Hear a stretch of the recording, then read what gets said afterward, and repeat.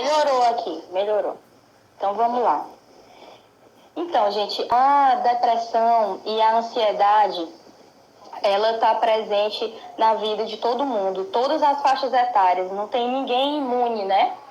Então a gente pontuou mais ou menos uma sequência para a gente poder orientar a nossa fala e encaixando aí as perguntas que a gente já recebeu anteriormente. Então, eu acredito que à medida que eu vou explicando, vai dar para já responder essa pergunta inicial que você me fez. Então, depressão e ansiedade pode acontecer na infância. Na verdade, pode acontecer até mesmo com o bebê. E aonde que isso tudo começa? Isso pode começar na gestação. Então, aquele momento em que uma mãe está gestando uma vida, é muito importante que ela tenha suporte, que ela tenha uma rede de apoio, que ela consiga estar num ambiente tranquilo, né? Porque já é uma mudança muito grande em relação a hormônios, já existe uma revolução acontecendo dentro dela. E aí, muitas vezes, as mulheres, elas passam por uma situação de problemas com o companheiro, né? Muitas vezes ainda não existe um relacionamento estabelecido, não existe ainda aquela casa, não existe uma estrutura para receber uma criança, tudo isso gera preocupação. E outros acontecimentos também durante a gestação, como sofrer um acidente, luto, né, a morte de algum familiar. Então, tudo isso pode conturbar, né, aquele momento de gestação. E aí, tudo que a gente sente, o nosso humor, de maneira geral, ele vai se regulando por hormônio. Então, quando a mulher ela está ali já numa mudança hormonal grande pela gestação e ela passa por estresse muito grande, por traumas, por situações tensas, então esses hormônios eles tendem a mostrar, né, em todo o organismo, vamos falar assim, em várias camadas. Ele vai mostrar o nosso adoecimento, por exemplo, por meio de uma irritabilidade, queda de cabelo, roer unhas, são várias formas de demonstrar, né? E aí isso vai agravando. E isso interfere na saúde do bebê, no desenvolvimento. Por quê? Porque tudo isso vai passando pela corrente sanguínea, vai passando pelo cordão umbilical, atinge essa criança. Então, o hormônio que está circulando na mãe vai estar circulando no filho também. Então, o momento da gestação já é um momento que deveria ser de paz, de tranquilidade. E existe também um histórico familiar, né? Tem que ver a árvore genealógica lá dos pais. Tem pessoas na família que já desenvolveram, foram diagnosticadas ou não foram diagnosticadas, mas já existe uma suspeita de que eles necessitem do acompanhamento psicológico, psiquiátrico, né? Então, existem casos, a maioria de pessoas que desenvolveram aí ao longo da vida, ansiedade e depressão, são pessoas que também já tinham esse histórico familiar, né? Então, existe o fator ambiental também. Então, as coisas vão se somando. Entende? Está respondido? Sim, Thaís. Contento. Então, Thaís, essa pandemia em que a gente vive ainda, ela tem despertado, né, e deixado muita coisa transparecer. Dentre elas, essa questão da ansiedade, não é? Eu tenho relatos de companheiros do sindicato que dizem que os filhos pequenos, por estarem fora da escola, por estarem muito tempo dentro de casa, esse isolamento social pela pandemia, eles têm demonstrado sintomas que ele não entende. E aí, conversando com outras pessoas, vendo o que aconteceu no YouTube, no seu canal, lendo aqui algumas publicações aqui suas aqui no próprio Instagram, a gente começa a entender, olha, pode ser, não estou dizendo, não sou profissional, pode ser o transtorno de ansiedade, não é? Que eu queria já, você nos explicou toda a questão hormonal, né? Questão que pode vir já da parte genética, da mãe que vem mudando, né, o corpo dela e vai passando por outras coisas.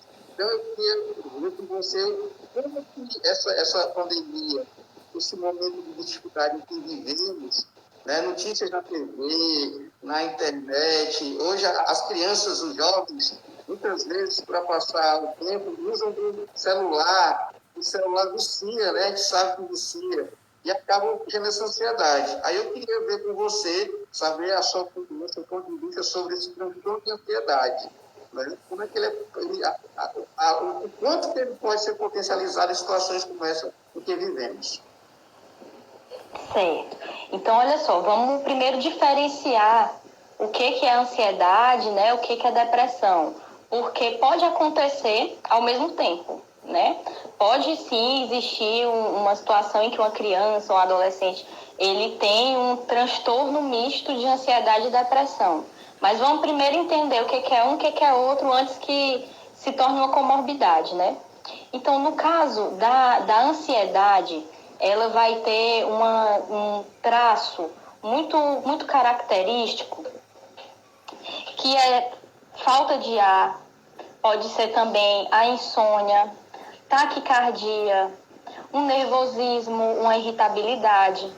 Então, tudo isso está relacionado à ansiedade. Tensão muscular também está relacionada a um quadro de ansiedade. Medos irracionais, né?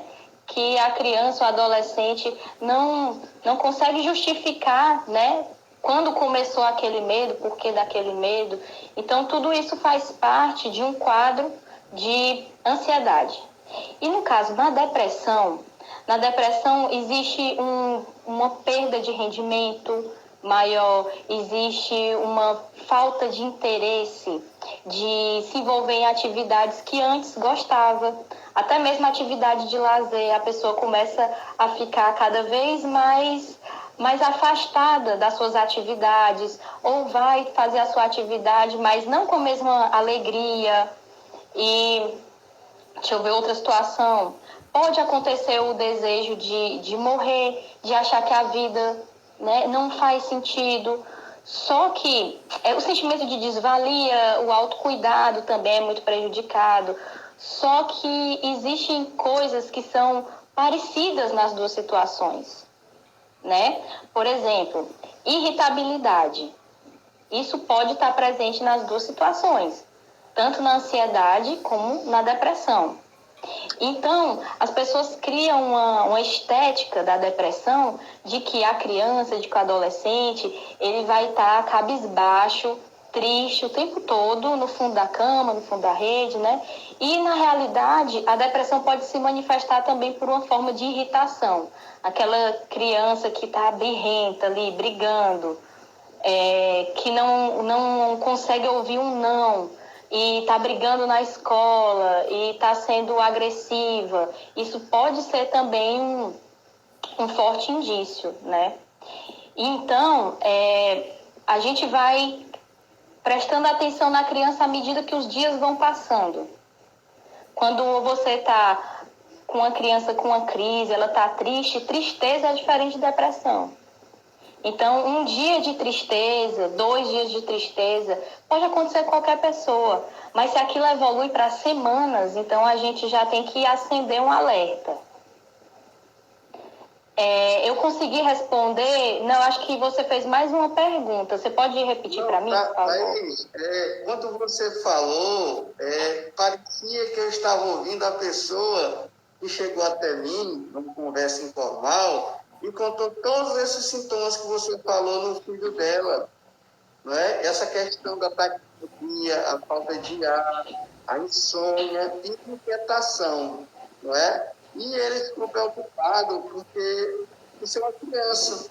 E ele disse assim, como eu, como mãe, como pai, o que, é que eu posso fazer?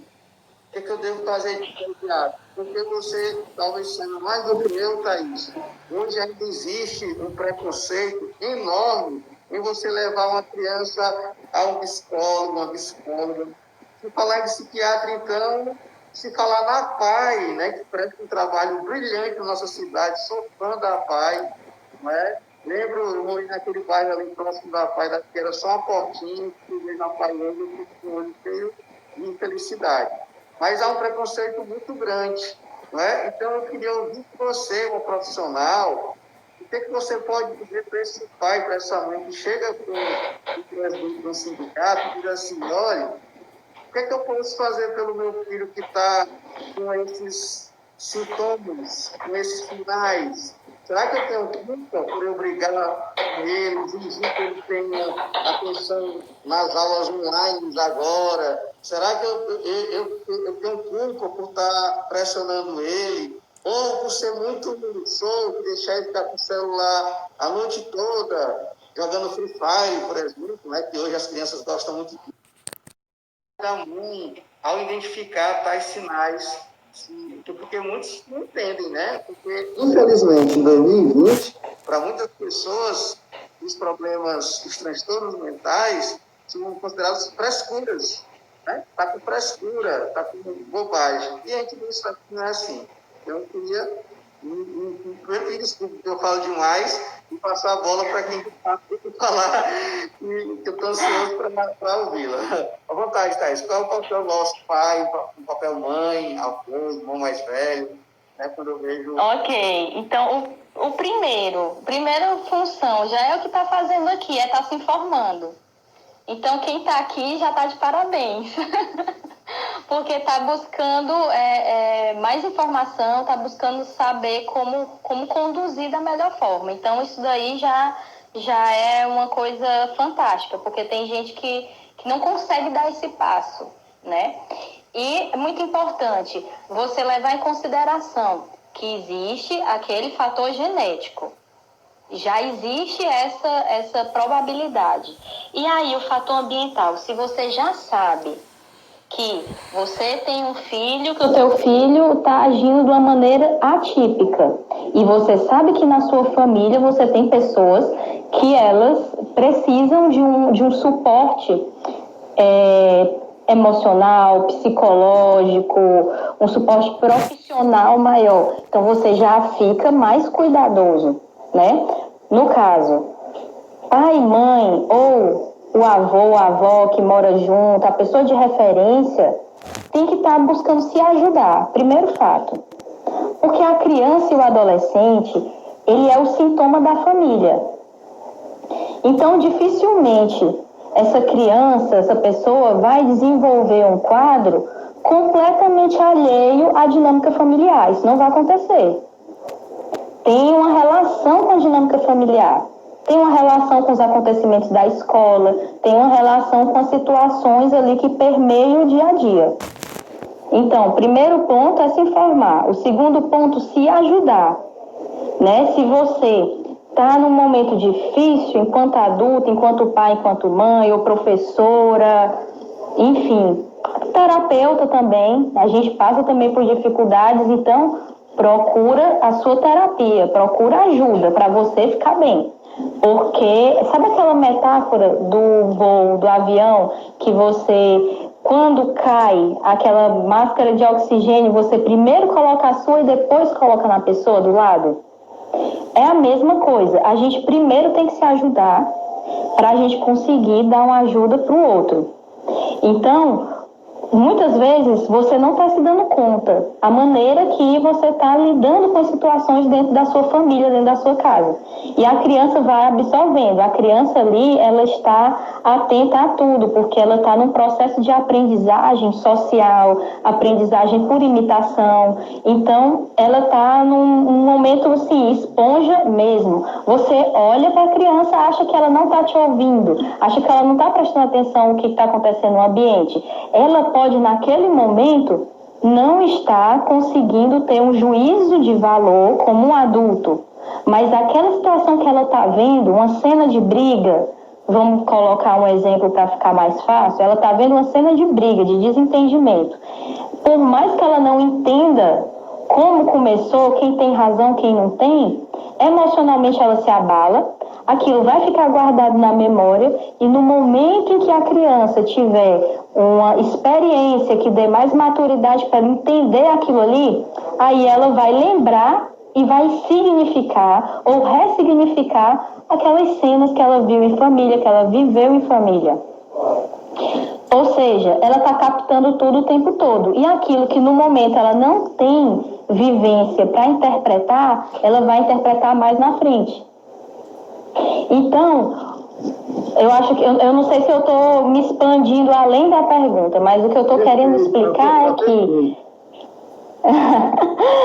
Ai, que bom! Então, o que eu estou querendo explicar é que dentro de casa existem situações que podem estar influenciando essa criança e que são alheias à criança, né? Então, o que é que desencadeia esses quadros? Brigas familiares, violência, crítica, né? Quando você critica essa criança de uma maneira muito dura, se essa criança passa pelo luto, pela perda de algum familiar, de algum amigo, do próprio bichinho de estimação. Outra situação, mudança de casa, mudança de cidade. O que mais que pode ser que influencia? A criança não está conseguindo ir bem na escola, a produtividade dela não está legal, ela está tendo dificuldades escolares, distúrbios de aprendizagem. Então, tudo isso afeta, né? Afeta a autoestima, porque a criança está no processo de construção da personalidade. Então, ela precisa contar com uma equipe, né? Que a escola, que a família, que todo mundo fale a mesma língua, que apoie a criança. Mas se ela está numa situação em que ela sente que ela está sendo apontada ou que ela está passando por um sofrimento e aquele sofrimento não está sendo levado em consideração, não está sendo acolhido, tudo isso pode desencadear esse processo. Então, por mais que o adulto veja, poxa, por que está acontecendo? O que está acontecendo com o meu filho, com a minha filha? Por que está nesse quadro? Quem está passando por problema aqui sou eu, não é ele. Eu estou me separando. A separação mexe com a vida da criança também. Então, dentro da minha experiência, eu vejo situações em que o casal resolve uma mudança de vida e a criança não participa dessa mudança. Ela não é nem avisada, ela fica sabendo à medida que a coisa já está acontecendo. Então, por exemplo, vai ter uma reforma na casa, a criança mora ali, fala com a criança, conversa, né? Avisa, olha, filho, a gente está precisando fazer uma obra aqui, daqui uns dias vamos começar a mexer.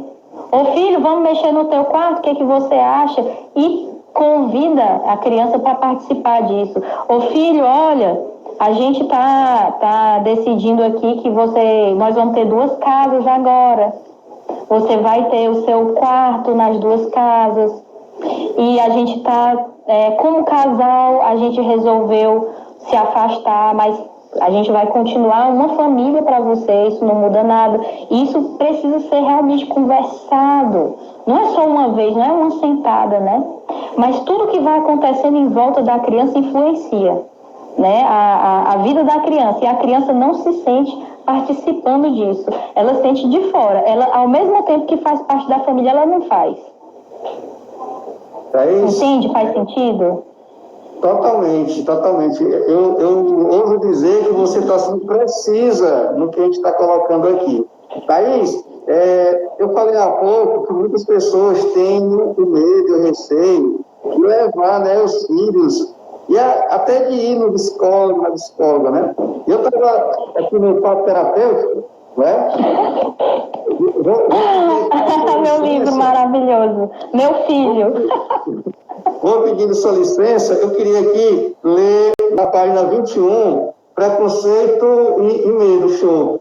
Porque tem a ver com essa questão de ir e alguma coisa. Eu vou ler rapidamente, e aí você comenta um pouco. Eu acho interessante. Perfeito. Preconceito okay. É quando não sei o que é algo, mas penso que sei. Esse tal de preconceito pode ser amigo ou inimigo. Pode ajudar a se afastar de situações desconhecidas, coisas ruins, como também pode impedir de conhecer coisas boas, novas e fazer amigos. O medo pode ser parecido e até andar junto com o preconceito. O medo protege a pessoa de coisas perigosas.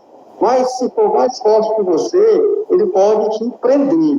Tem gente que evita pessoas até com a cor da pele diferente. E isso é ou não é uma ideia que atrapalha a vida, minha gente? Né? Então,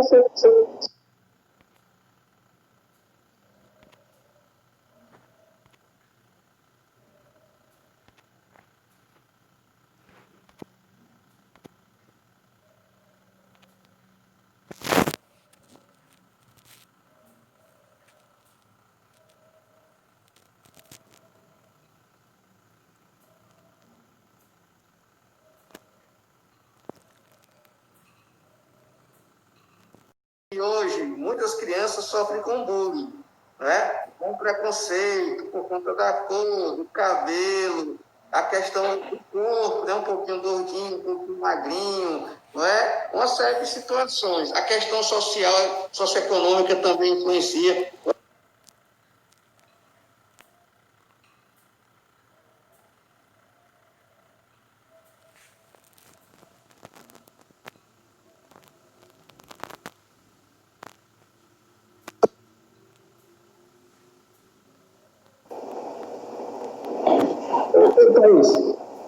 Certo. Olha só, de fato, essa questão da identidade da gente, se para nós adultos ela é frágil em alguns aspectos.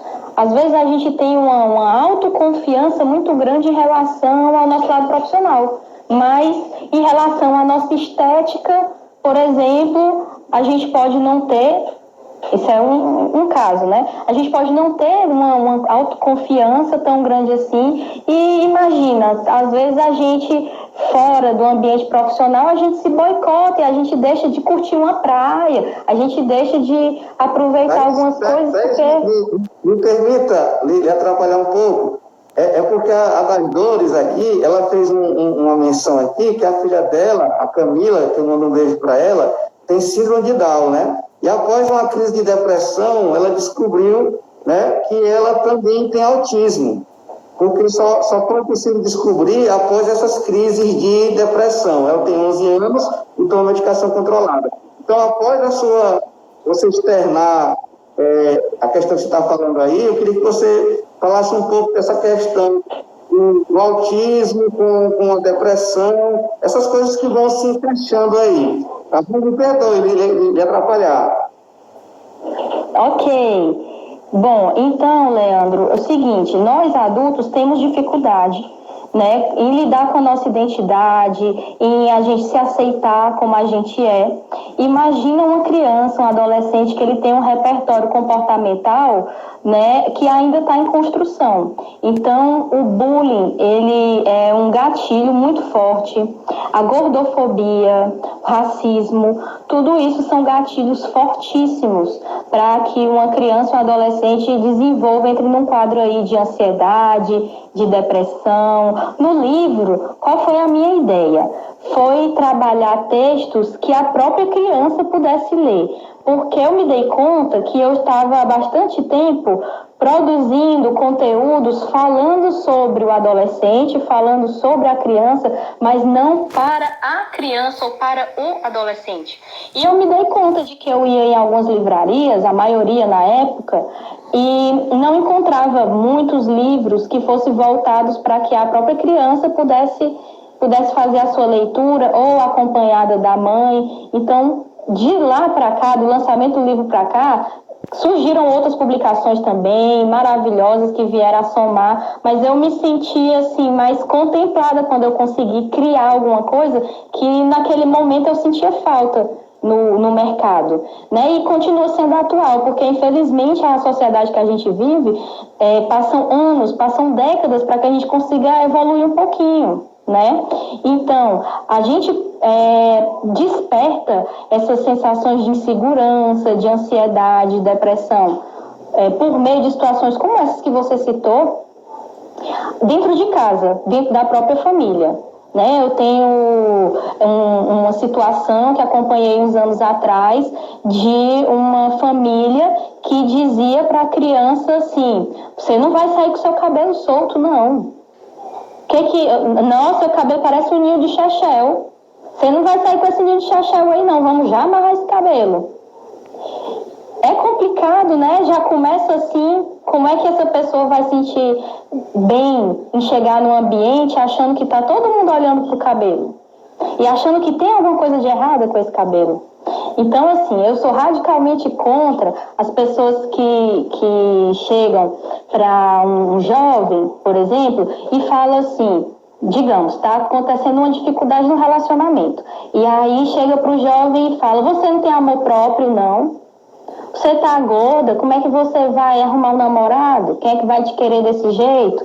Ou então você não se valoriza, você não se respeita, você não tem amor próprio, né? E resultado, se você parar para ver bem o amor próprio, ele não está relacionado só à dimensão estética.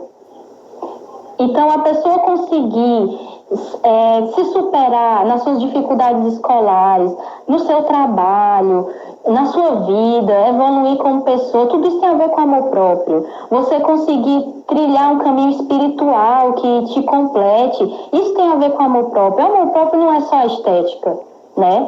E aí, quem é que pode sair medindo o mundo todo com a sua régua para dizer o que é bonito e o que é feio? E essa situação adoece muito as pessoas, adoece os jovens.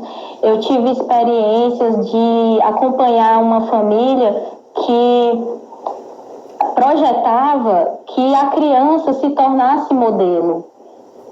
Então, é bem pesado. Assim como tem famílias que projetam que um garoto seja um grande jogador de futebol. E enfim, a gente tem muitas projeções e essas projeções elas podem fazer um efeito muito negativo, né, na autoimagem, na autoestima e acabar desenvolvendo sim um quadro de ansiedade, de depressão. Eu respondi? Com certeza. Thaís, inclusive, isso que você falou defende uma tese que a gente defende, que já é lei, que é a presença da psicóloga, do psicólogo, do assistente social nas escolas. Tanto o aluno quanto os pais, os professores. O que é que você acha dessa inclusão? Que tem lei federal, mas que infelizmente, você sabe, né, muito a gente está vivendo. Me diga, o que você acha como psicóloga? Seria uma ferramenta, no meu ver, extraordinária. Algumas pessoas não entendem, mas assim, o que a Thaís, psicóloga, acha de ter a pessoa, se de Paraíba, do estadual, municipal, tivessem psicólogas, psicólogos, assistentes sociais, para ter esse momento que a gente está tudo aqui no sábado à noite, de pessoa cotidiana. Me diga, Thaís, o seu ponto de vista sobre essa questão, a presença do psicólogo e assistente social nas escolas. Você ficou feliz aí ou você teve alguma situação? É porque esse assunto me irrita, eu fico irritada com essa história. E eu vou tentar não ser... Eu vou tentar ser política para falar sobre isso, porque realmente é uma coisa que me chateia demais. Porque eu não entendo como pode uma instituição como uma escola, que ela vai receber ali centenas de crianças, de jovens, vai lidar com centenas de famílias, são centenas de profissionais lá dentro. Então, se você olha do ponto de vista organizacional, que é uma empresa, tem que ter um profissional da psicologia, tem que ter. Se você olha no ponto de vista educacional, se você olha o projeto político-pedagógico, tem que ter um profissional da psicologia também. Se você olha do ponto de vista da saúde mental e da saúde emocional, tem que ter. Então, assim, para mim, eu não consegui encontrar uma solução, uma forma de uma escola se conduzir sem esse tipo de suporte. Eu não sei como que consegue. É um desafio. Eu acho que quem consegue aí, olha, parabéns. Está se rebolando aí em todos os papéis e mais alguns, porque não é o ideal. E um só psicólogo nem vai conseguir dar conta de tudo. Por quê? Porque existe dentro da escola uma demanda clínica, é uma coisa, existe uma demanda educacional, que pode ser uma outra coisa, existe uma demanda de recursos humanos, por exemplo, que é uma outra coisa. Então, vocês precisam de uma estrutura melhor, precisam de uma equipe. Eu sei que existe essa lei, a gente lutou enquanto classe de profissionais na psicologia para que isso fosse aprovado e demorou anos. Eu acho que essa luta começou da nossa parte, salvo engano, em 2006. Então, é muito tempo de luta e foi a princípio, não foi aprovado, foi reformulado, depois em alguns estados foi aprovado, mas não a nível federal. Os estados que aprovaram, eles começaram a pegar o psicólogo que era da rede municipal e ceder, ou da rede estadual, perdão, da rede estadual e ceder para uma parte da carga horária dele, ele ficar lá responsável por 10 escolas. Então, ele não tinha como dar conta de uma maneira adequada, né? E aí, chegou no momento em que foi aprovado, né, uma lei federal, só que ele ainda não está num patamar de obrigatoriedade de cumprimento. Então, a situação é que está, vamos dizer que, em adequação, né? As escolas podem ou não podem ter. Os municípios, alguns têm na sua lei orgânica, outros ainda não têm esse quadro previsto, né? Essa profissão prevista no quadro. Então, acredito que é muito negativo a coisa estar sendo levada com tanta morosidade, sabe? Eu não queria ser ofensiva de maneira nenhuma, mas eu acredito que o ganho é muito grande em todos os sentidos para todo mundo. Thaís, a gente participou junto com o pessoal do NAF, né, que é o Instituto Social, não sei se você conhece, né, e ia ter, antes da pandemia, em fevereiro, março, na verdade, uma audiência pública aqui no município para tratar sobre isso. Infelizmente, a pandemia não nos permitiu. Mas, assim, você falou, você foi preciso, você sendo preciso na sua fala. Eu quero aqui relatar uma experiência numa escola que eu participo, chamada Chagas Rodrigues. Ano passado, os alunos da escola tomaram a iniciativa de fazer um projeto chamado Lutar Contra a depressão, tudo que lhe bote para baixo. E nós fizemos um mês de setembro todinho, um setembro amarelo, com psicólogos do Projeto Reviver e com o pessoal do NAP, Ações Sociais. Thaís, o resultado foi maravilhoso. Esse mês que a gente passou com a presença de psicólogos e Ações Sociais na escola. O resultado foi maravilhoso.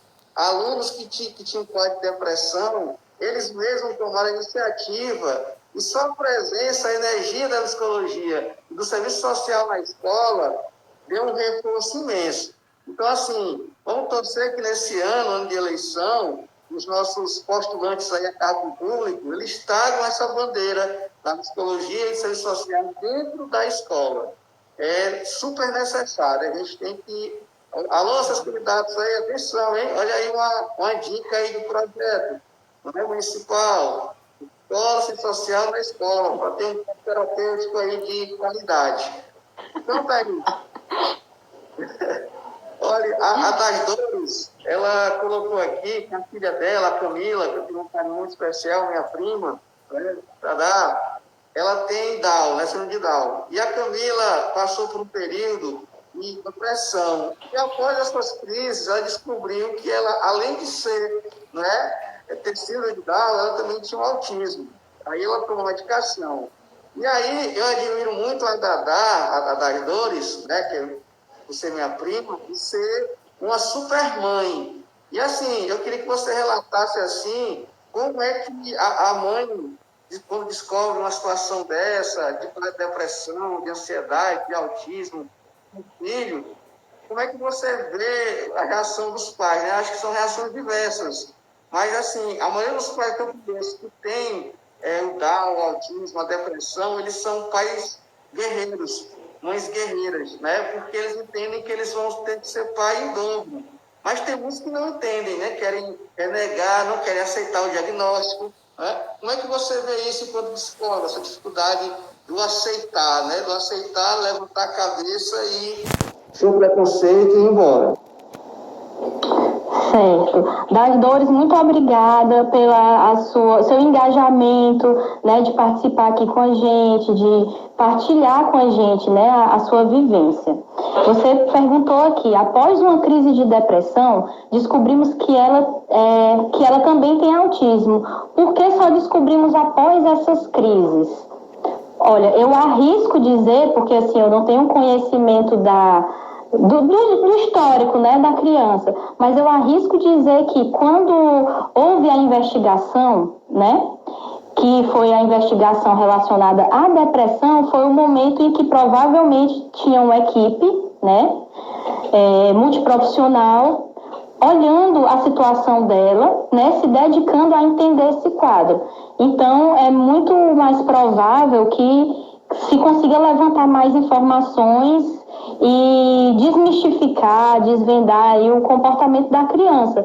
Pode ser que passou desapercebido antes, em alguns aspectos, e aí só depois de uma crise é que realmente ficou mais evidente, porque tinham mais pessoas, mais profissionais, né, investigando.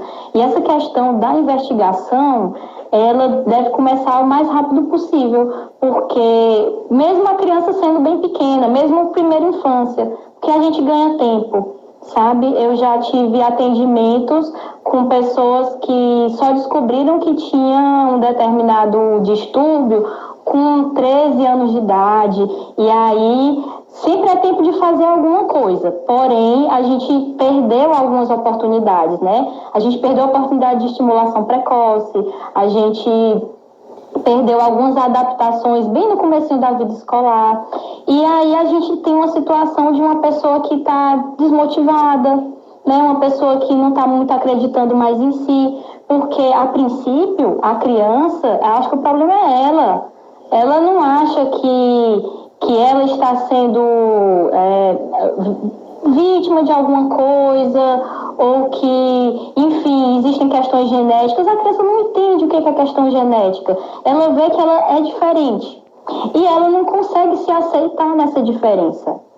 Entende? Então, normalmente, quando a gente vai ter contato com a criança, que ela já é uma adolescente, né? A família só conseguiu ou despertar para isso, ou buscar ajuda de alguma forma depois de um tempo.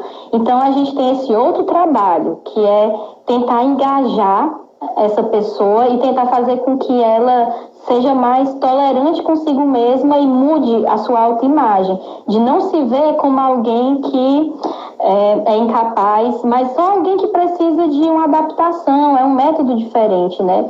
Como nós todos temos peculiaridades. Nem todo mundo se sente bem disposto de manhã. Tem gente que, se for estudar à tarde, você vai ver uma diferença enorme na produtividade. E, a princípio, a gente é resistente até com isso, né? Dentro da minha experiência, eu já tive situações que eu queria tanto testar que aquele jovem, aquela criança fosse estudar à tarde. Eu acho que a gente ia evoluir com isso, mas algumas famílias não se permitem, né, algumas mudanças. Então, a gente mudando a alimentação, mudando o ritmo o ritmo do ciclo circadiano do dia a dia, né? Tendo um tipo de sono, um horário de sono, tipos de atividade, os turnos, que se encaixa, né, melhor para cada pessoa, a gente já consegue que a pessoa vá fluir bem melhor e se aceitar, e não se vê mais assim como um problema, como alguém que está dando só preocupações para a família, né? Porque a criança e o adolescente, eles pensam isso. Tem um pensamento de ser um fardo, né, na vida das pessoas, não é? Isso, muitas vezes acontece. Me permita aqui paciência, não é? Vamos praticar, porque parte do livro também, né? Eu queria pedir a licença, né, para a gente, todo mundo já recebeu e tem para dar. O que é isso? É a paciência, e é sobre ela que vamos conversar.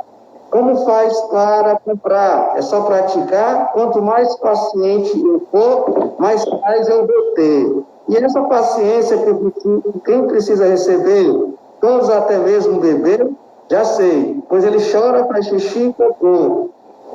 E por isso tem que ser tratado com muito amor. Todos precisam recebê-la em momentos difíceis, crianças maiores, adultos e idosos. E, é claro, também um pouquinho de colo. Thaís, eu fiz a leitura aqui do Paciência, vamos praticar do seu livro. Obrigada, adorei. Eu tô adorando essa dinâmica de ler o livro e discutir. Olha, gente, está sendo uma surpresa para mim. Eu também não estava sabendo que ia ser assim. Não, é porque o que é bom, o que ajuda, o que inclui, tem que ser divulgado, tem que ser, né, compartilhado, o que é do bem, não é? Thaís, assim, eu caio... Obrigada. Eu descobri que meu filho está depressivo, está com ansiedade, não está bem. Levei no psicólogo, levei na psicóloga. Como é que eu posso, o que é que eu posso fazer para contribuir com a recuperação dele? O que é que eu posso fazer para ele melhorar? Depressão, ansiedade tem cura ou só pode ser controlada, não é? O que é que você tem a nos dizer sobre isso? Ó, a gente tem níveis diferentes, né? Vamos tentar entender o seguinte: problemas a gente vai ter ao longo da nossa vida. Então, quando a gente vai para terapia, a gente aprende a lidar muito melhor com isso. Pode ser que algo que hoje está afetando o jovem no nível 10, vamos imaginar de 0 a 10, 10 é uma afetação total. A pessoa vai para a terapia e ela, com o tempo, vai aprendendo a lidar melhor com aquilo e aquilo começa a afetar nível 8, aquilo vai afetando o nível 5, aquilo vai afetando cada vez menos.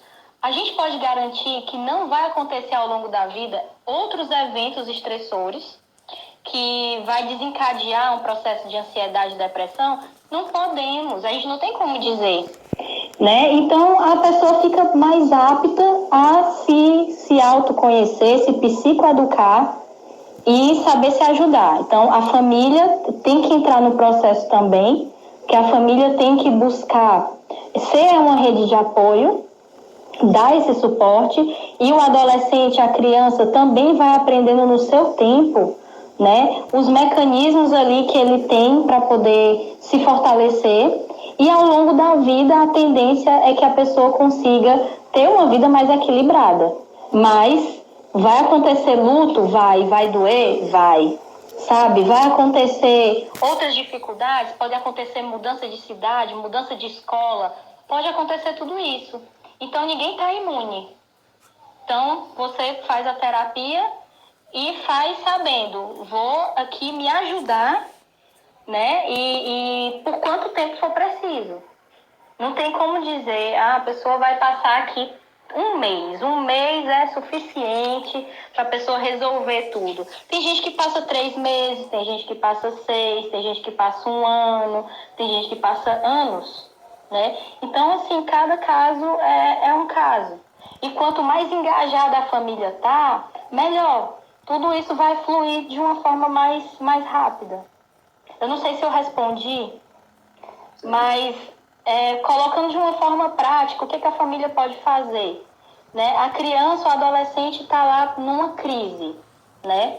Então, primeiro de tudo, quando uma pessoa está se afogando, você vai lá ensinar a nadar ou você vai salvar? Você salva, né? A pessoa não se afogar. Então, a pessoa está no meio da crise, não é momento de você ensinar certas coisas, não. Você tem que agir rápido. Então, procurar ajuda rápido, né? Muitas vezes vai ser com o psicólogo e também com o psiquiatra. Então, essa... Oi? Não, prossiga. Não, desculpa. Tá. Então, você tira a pessoa daquela situação de crise. Você vai ter que se adequar para... Poxa, eu tô pegando pesado demais, eu tô cobrando demais, eu tô sendo muito crítico, muito duro. Então, aprenda a maneirar isso daí. Isso daí vai lhe ajudar, não é só na relação com a criança, com o adolescente, não. Vai lhe ajudar em todas as relações da sua vida, né? Por isso que eu digo, é bom a família também fazer terapia. E aí, existem algumas situações que são simples e podem fazer uma diferença grande. Por exemplo, se tem um animalzinho de estimação em casa, já é um fortalecimento a mais para essa pessoa. Se tem acesso à natureza, a ambientes abertos, pegar sol, vitamina D. Vitamina D ajuda muito a tirar a pessoa de um quadro de depressão, porque as crianças elas estão vivendo um ambiente muito, como eu posso dizer, artificial. A pessoa está dentro da escola, que vamos dizer, dentro de um quadrado. Aí vai para dentro do carro, que é outro quadrado. Vai para dentro de casa, que é outro quadrado. E aí, cadê a troca, né, com o ambiente, com a natureza? E faz falta isso daí. Então, quando a criança tem essa possibilidade de ter uma diversidade de ambientes, de ter uma troca com a natureza, de ter convívio com bastante pessoas, não só por meio de rede social, que na rede social agora a gente tem recorrido mais a vídeo, mas de modo geral são fotos, então a gente vê o quê? Expressões que elas são estáticas e são repetitivas, né? É o sorriso, é a alegria na maioria das vezes. E aí é um prejuízo para a criança não conviver com pessoas e aprender mais sobre outros estados emocionais, né?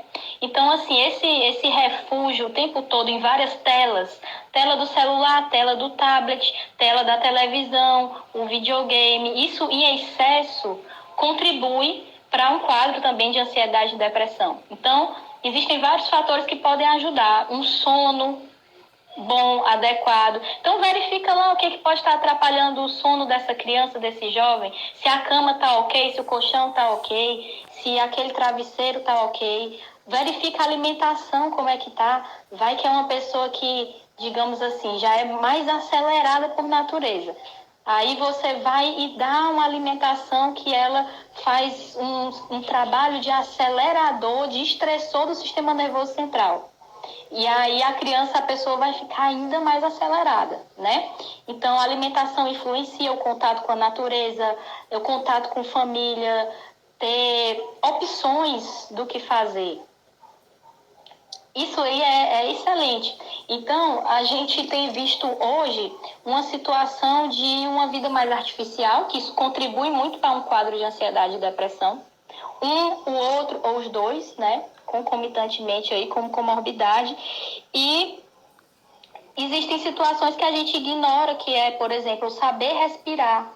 Então, eu já fiz alguns vídeos, já publiquei algumas coisas falando sobre a importância da respiração, que pode conseguir resgatar você de uma situação de crise, porque a respiração feita de uma maneira lenta, consciente, não só a respiração pulmonar, mas também a diafragmática, isso tem um potencial de mandar informação para o seu cérebro que não precisa você ficar em alerta, você não está sendo atacado, calma.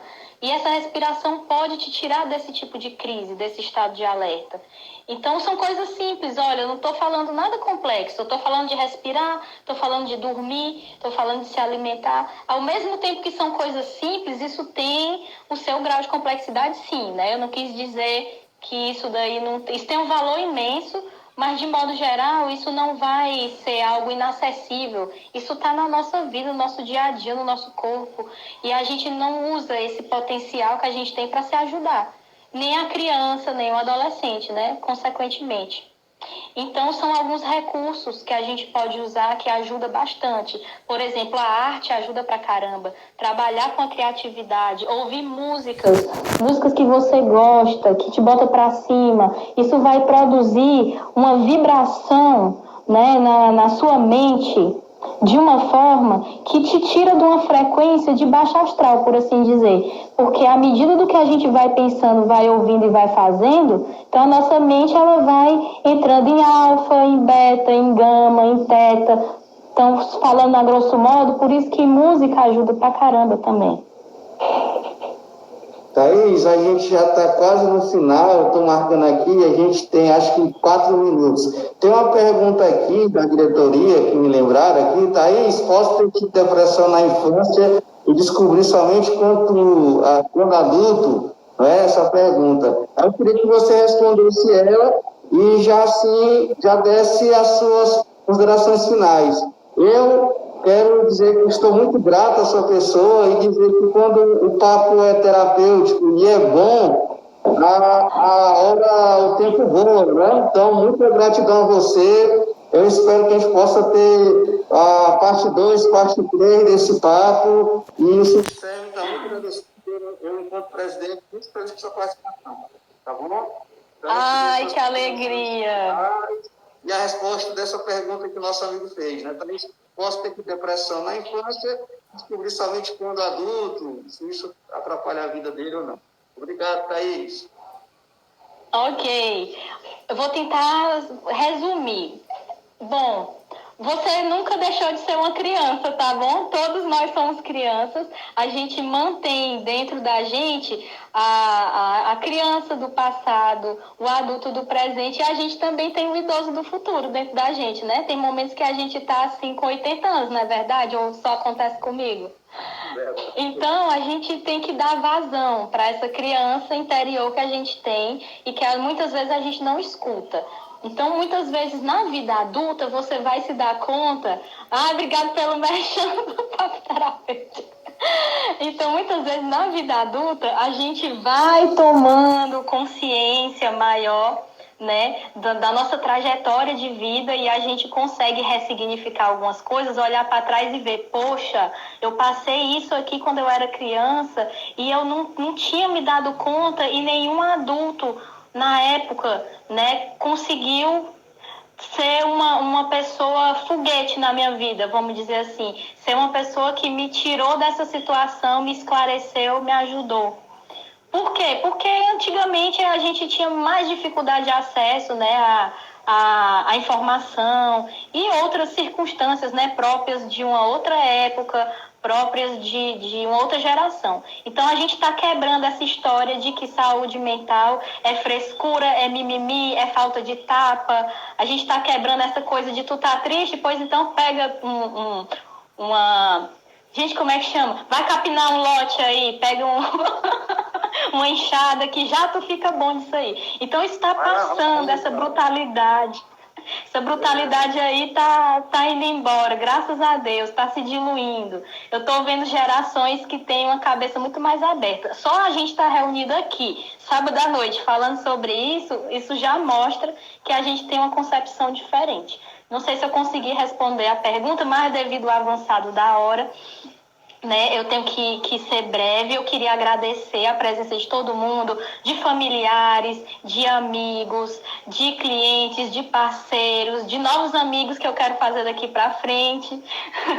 Então eu peço que vocês entrem lá nas minhas redes sociais, que é o @papo_terapêutico, e também no meu canal no YouTube, Papo Terapêutico. Eu vou ficar muito feliz com a presença de vocês e em breve vamos fazer sorteio do meu livro. Com certeza, Thaís. Eu lhe agradeço. Vai ficar gravada essa live no nosso Instagram e a gente vai continuar lhe acompanhando e vamos divulgar seu trabalho, e até que os nossos governantes entendam o quanto é importante a presença da psicologia e da assistência social. Nós temos 25 segundos e a nossa palavra que a gente pode encerrar essa live é gratidão. Gratidão, gratidão, gente. Obrigada pelo carinho, por tudo.